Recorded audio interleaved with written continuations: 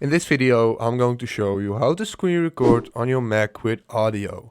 As you can see, I'm on my Mac right now, and this is very easy to do, and I'm going to show you step by step how to record your screen. So the first thing is you have to go to QuickTime. As you can see, the QuickTime player is for me on this bar, but if it's not, you have to go to Apps, and then you have to tap it with two fingers, so tap it with two, like this. As you can see, here comes up new movie recording, new audio recording, and new screen recording. So what you can do to record your screen is you can select new screen recording like this, and then this comes up. As you can see, you can capture entire screen, capture selected window, or you can capture a selected portion that you can select. So that's what you can do. But I would recommend you to record your entire screen, then hit record.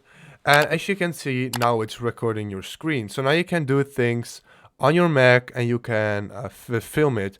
So that's basically how you can screen record on your Mac with audio, because the audio will record as well. And if this helped you out, please leave a like, please subscribe, and see you next time.